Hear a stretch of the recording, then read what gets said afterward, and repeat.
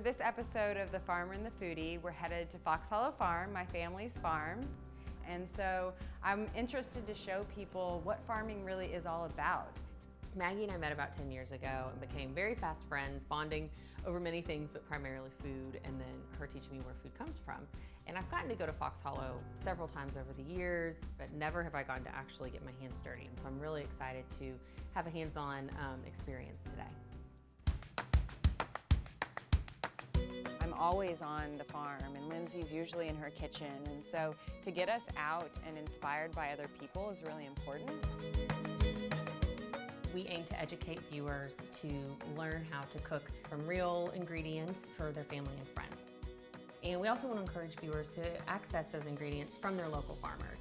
There's these beautiful rural landscapes, there's these tiny little towns, and I'm ready to explore them, and I'm ready to see what they're cooking and what's growing in their gardens.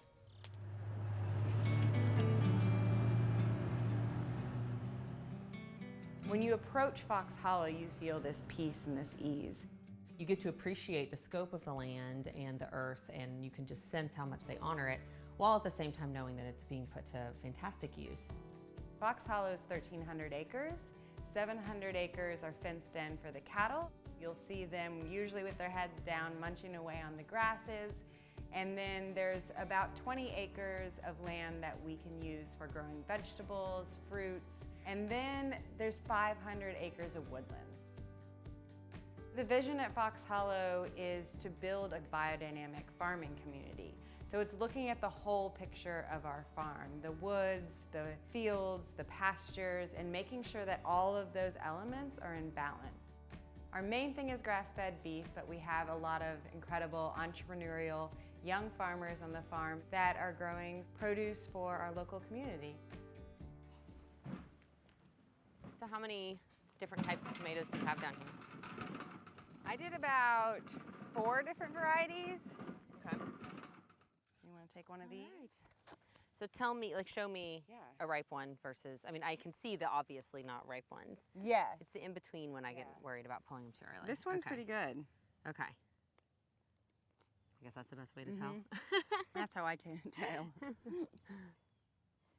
How did you even come up with this idea? I know that this wasn't what you pictured yourself doing as a child. No, definitely not. I had absolutely no farming experience, but I loved camping and I loved the outdoors. And I was always outside. Sure. Any chance I had, I loved being outside. And it was really more of the eating side that got me into farming. I read Omnivore's Dilemma and was just shocked at where our food was coming from. Yeah. And I wanted to find a connection to the land that had been in my family for so many years, and just getting my hands in the dirt made me stay. None of the people actually on this farm grew up farming. Well, and I think that's so amazing and would surprise so many people given the fact that Foxhollow has become such a, resource for the community. But you would never suspect that these are farming entrepreneurs that found a dream and followed it, didn't necessarily have it in their blood, so to speak. Yeah. And I like to, share this land with people because I can only keep my eyes on so much land. Yeah. So I need help. As we were growing more, I realized, okay, I'm gonna need to focus on the beef side of the business, but we have all of this land and there's so many young farmers who don't have access to land. And so we decided to start the Partner Grower program. Were you familiar with other grower-farmer partnerships before you established the Foxhollow program? Yeah, so one thing I really looked into and researched was there's these incubator farms where they provide tractors and equipment and infrastructure, and they really teach young farmers how to farm. And so I thought, well, what if we did that but the people actually stayed? Yeah. And this became part of their life, and this is their farm. We have these young farmers who maybe don't have access to land, or maybe they don't have the tractors and equipment that it takes to have a small market garden. And so we share equipment, we share knowledge, but we've sort of learned from each other and grown as farmers. So I'm really excited to get Lindsey out here, experience the farm. She's been out before, of course, as my best friend, but she's always been asking me questions about the cattle, and it'll be great for her to be in the field and asking Derek one-on-one about our grass-fed beef. I've met Derek before, but I've not really gotten to go out with him into the fields with the cows, so I'm really excited to see what makes it different to farm the type of beef that Foxhollow puts out there, grass-fed biodynamic, versus commercial beef, what we might find, generally in the grocery. Do you ever see yourself here being in charge of a herd of grass-fed cattle? By the time I graduated college is what I wanted to do. Okay. When I started, I was going to go to vet school, but I got tired of playing with dogs and cats and just wanted to work with large animals. So how do you get them to scooch? When they see me unrolling the poly wire, they know that they're getting new grass. It's kind of like freshly putting out new stuff on the salad bar for them. Yeah, so they're excited about that. If their favorite thing's out there, they've got to eat it before their buddy does. Yeah, so it's kind of a little bit of a competition, which also helps increasing the grazing efficiency and the intake. Sure. Well, and speaks to how much they enjoy feeding off the land, which is what cows are meant to do to begin with. When I first met Derek, one of the first questions I asked him was, how long have you been working with cattle? And he said, since I could walk. But also he has a passion for grasses. He has a master's in forages, and so he really understands how the grasses heal the animals, feed the animals, how they work with each other. Through school, you gained a ton of knowledge and interest, but why working at a farm like Foxhollow that embraces biodynamic and holistic practices, why is that important to you? I mean, there's farms all over that you could be, where you could be working and practicing. It's one of the things that I enjoyed in college was rotating cattle and building grazing plans. Like if you're working in a feedlot, it's like you go out and dump feed out and check for sick cows and doctor sick cows. And this is more of a challenge, and it's more of the way that the cattle were supposed to be, raised up until right after World War II. It's the way that 90% of the cattle in the United States were raised.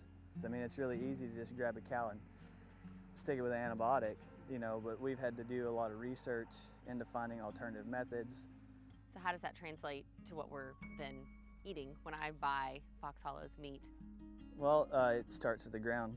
Healthier land, and then the animals that are raised on and eat that are then healthier, so then you're consuming a healthier product, so your overall health will be better. There is a higher level of nutrients, correct? Yes, yeah, I mean, and then our mineral program that we use too, it's a cafeteria style free choice, so the cows kind of select what's missing in their diet with their minerals. We have phosphorus and potassium available by themselves, so if the cow is out here and this field happens to be low in one or both of those, they can eat their phosphorus and go lay down and take a nap. 80% of the minerals that the cows eat come back out in the manure, so that goes into the soil to help balance those soils back out.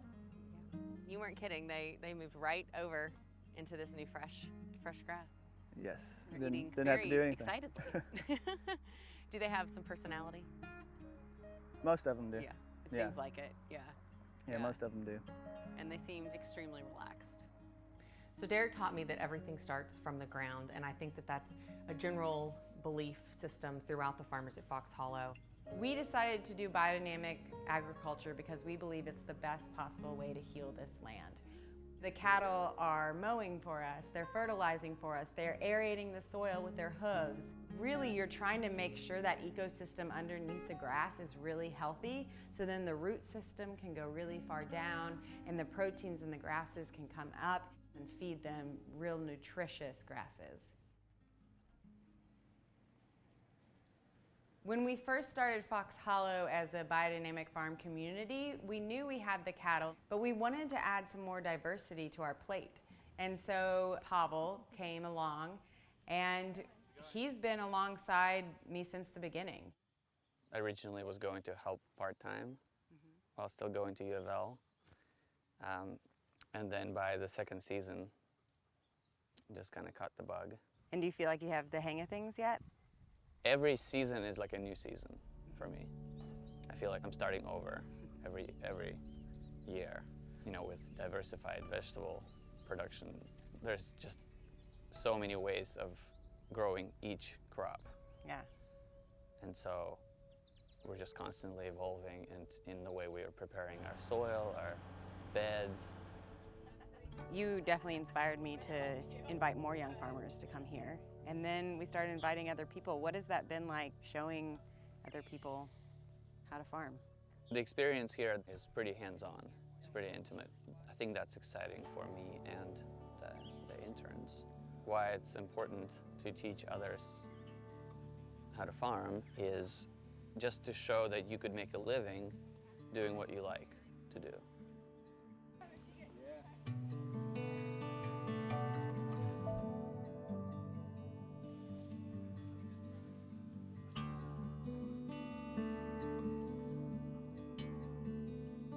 Maggie and I, one of our favorite parts about the Farmer and the Foodie and cooking in general is the fact that you get to come together around a table and share a meal. And Pavel's wife, Katie, cooks a big family meal every Friday for all the people that have worked in Pavel's garden.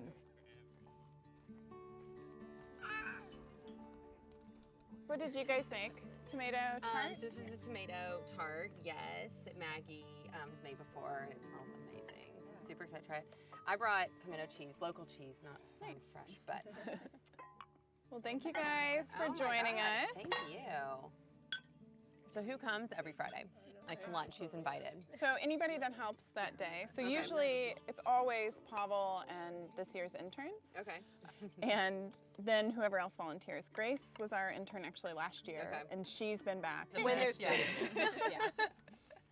What makes you want to be a farmer? I am an environmental science major at Bellarmine, and I've learned about sustainable agriculture through Okay. my schooling, and that's just, I've fallen in love with it. Yeah. So it's been an exciting summer Yeah. for me. Very cool. Grace, did you grow up farming? I grew up in a small farming town in the Midwest, so surrounded by it, but definitely not anything like this. I was very conventional, mostly corn farmers or soybeans. So what brought you to being a farm intern and then being immersed in this community? My mom's really into gardening and just like local food, and like I really enjoy this and get to be outside. Pavel's a great teacher. Yeah. I can imagine. Maggie as well. Just throw that in there. Oh, also. Yes. Katie made a fantastic, beautiful, simple meal that really honored each individual ingredient. And having Lindsey there was extra special. Just being able to sit there with her and have her experience this life was really nice for me to see her enjoying it as well.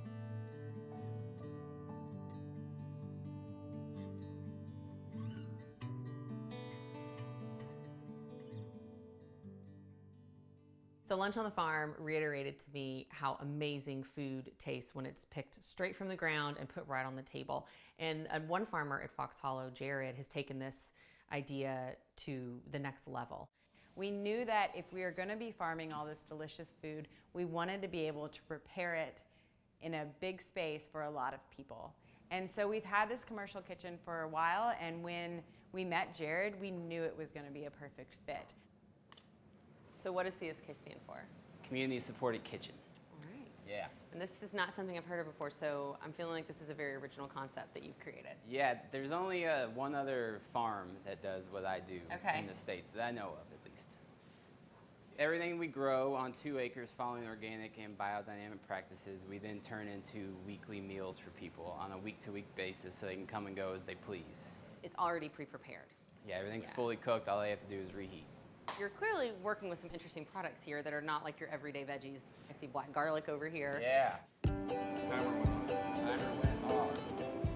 I've been cooking since I was 15, went to culinary school, and then kind of got burnt out and fell in love with farming. So then I was trying to figure out how to meld the two. If you got the passion, you know, you gotta take the leap. What has being able to partner with Foxhollow and their partner grower program meant for you and your business? Oh gosh, you know, everything's just here for me. You know, Yeah. it was such a smooth transition. Yeah. You know, starting up, I have the kitchen right here, the garden's 100 feet away. Yeah. You know, the tractors are here, Pavel and Maggie helped me. Yeah. So, I mean, it was really a blessing. I think Jared's business is one of the best examples of what it means to partner to farm like Foxhollow, because they have resources like this fantastic kitchen where he can create the meals that he then sells, but he's also right out the front door got all the land he needs to grow the ingredients so they're as fresh as possible. So the Partner Grower Program is about supporting a new generation who has new ideas, bright ideas, and real respect for the future. We have a lot of cattle on the farm now. We have about 400 head of cattle, and as our herd has grown, we've had to sort of innovate and figure out how to get the beef to people. Not everyone has time to drive out to the farm, and so we started to realize that and wanted to really bring the farm to them. So Foxhollow Delivery is an online subscription service, and so people will go online, order it, and have it delivered right to their door.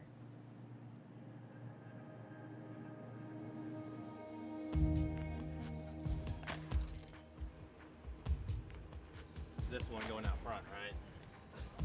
Yeah.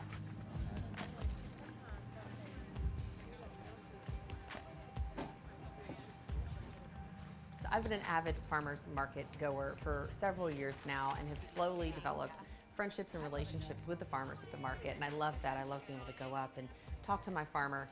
And so it's this beautiful relationship where you actually get to meet the artist. You get to meet the person growing that food.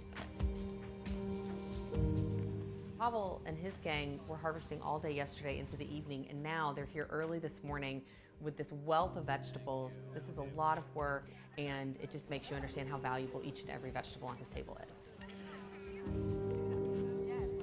So while we were there, we managed to cross things off our list. We got all the tomatoes we need for our sauce, and we are ready to go home and cook. I don't know about you, but I'm a little thirsty after our fun afternoon, and I thought we might have a spritz. Okay. I took some inspiration from your rosemary, which you brought here. Yeah.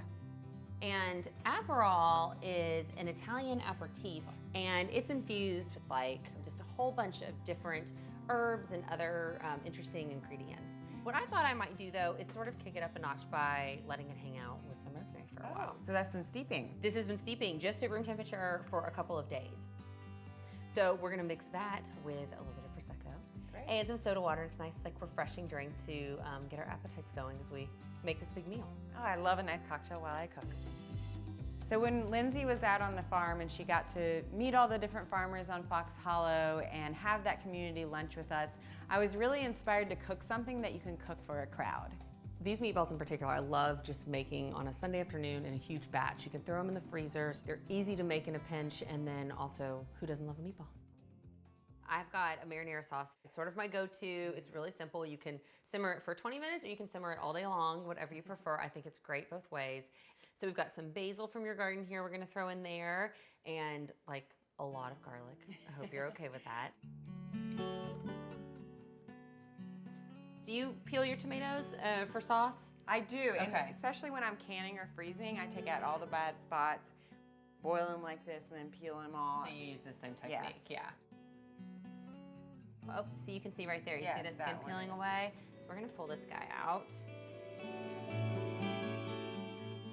Heirloom tomatoes are just exciting to have on your plate, but also exciting to grow and makes any dish pop with flavor. So I use 6 cloves of garlic in my sauce and mince them up really nice. So I'm gonna give this a pretty good mince, but it doesn't have to be, you know, teeny tiny. Just get as much as we can. I love this. I can't wait to see what color the sauce is when it's all, you know, stirred together in the pot. All right, so my tomato sauce starts with a pretty healthy amount of olive oil. Oh, good. Generally like a half a cup or so. Make sure to keep the heat relatively low. And then I like to add a couple teaspoons of oregano, dried oregano. So we're gonna do just about a 1/4 teaspoon of your red pepper flakes because they are so potent. And then we talked about the tomato paste. But I go with about a really good squeeze or about a heaping tablespoon or so. All right, let's add the tomatoes in. It's time. Okay. And I'm gonna add some salt, which is gonna help that cooking down process. It'll help them continue to release these juices. So we are gonna blend this, so we're just doing a real rough chop on the basil. Add the basil in. This is a really forgiving recipe. I mean, we could let it hang out a little bit longer, but we can also go ahead and blend it. And then I think while we make our meatballs, we just let it kind of sit on a super low simmer on the back of the stove. This whole experience just reiterated to me why it is so important to know where your food comes from and to support those in your community that are producing your food. I think We get so caught up in the quickness of life that we forget about these wonderful people that are out there growing food that's good for us and doing it in an innovative way.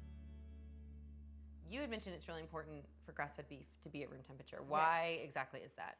So that's how you get an even cook throughout. Okay. And so if it's really chilled, you can shock the meat when you Okay. start to add heat. And this is just our standard ground beef, which is an 80-20 mix. And that's one thing I'm really proud of with our herd. It is a lower percentage of fat than your standard meat, and it's a healthier fat, all because it's raised 100% on grass. All right, so I've got some onions and carrots, and I'm just gonna cook these down a little bit to get them nice and soft. Add some garlic in there in a little bit. I have some puffed rice cereal over here. It's I've added a little milk to it, so it's just gonna, it's soggy cereal. But this is gonna act as a binder. And then for further binding assistance, we're gonna add an egg from the farm too. And if you wanna go ahead and we'll add 2 teaspoons of the Worcestershire sauce. I'm gonna go with a teaspoon of the dried oregano again, and then Parmesan cheese. Just kind of eyeball it, I don't know, 1/3 cup, however, you know. How you're feeling? Yeah. I'm gonna grab some salt and pepper. Maggie, if you just wanna do a few turns of pepper, I don't know, 1/4 teaspoon, 3/4 of a teaspoon kosher salt. All right, and then we're gonna mince up this garlic and add it into our, we'll throw this one in here. We will smell it momentarily. So let this continue to cook down just a little bit longer. You want everything to get incorporated, but you want to be careful not to overdo it, just because that will toughen the meat up a little bit. It does. You think we're pretty mixed? It looks pretty good to me.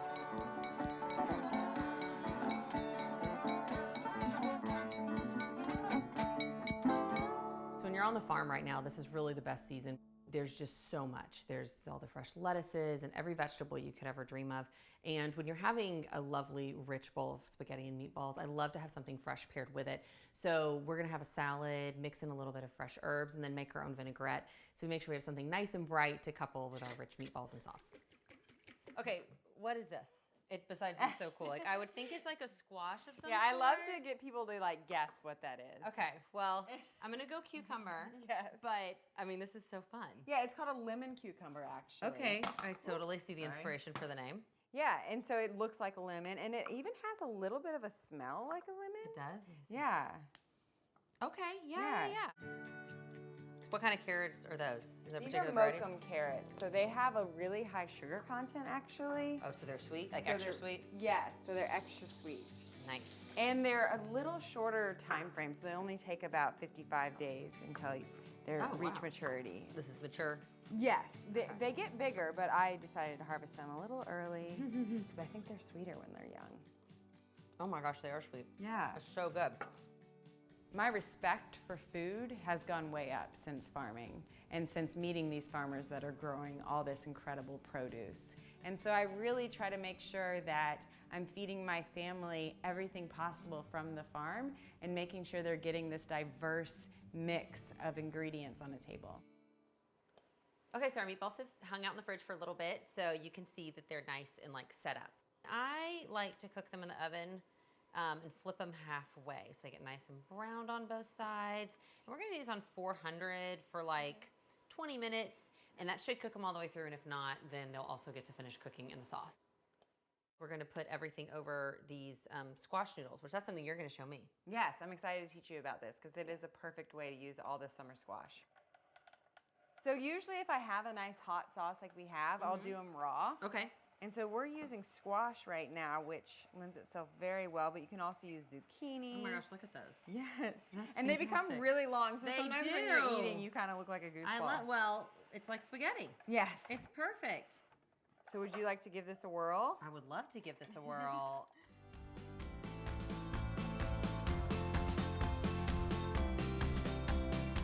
All right, what do you think? You think that'll do it? Yeah. I don't think anything could look quite more like a fresh summer meal than this. It's so fun. This whole entire meal has come from the farm.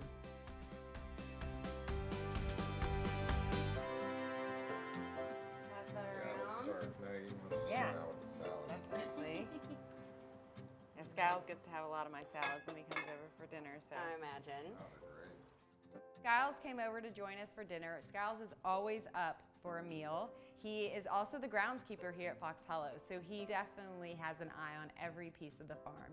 I The know. meatball's delicious. Who was growing the zucchini?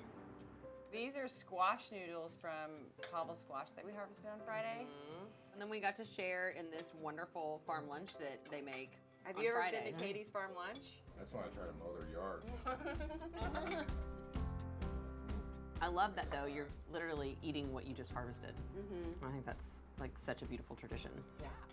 Rarely do we take time to appreciate what it's gone into everything that we're consuming at our table, and that was something that after the experience at Foxhollow and with all of the different farmers, I just have a whole new appreciation for what it takes to grow these vegetables and raise these animals in a way that matters and is helpful to us. Sitting around a table and being able to say, hey, Pavel grew that, Jared grew that, you then have this like story to tell and this deeper connection with your food.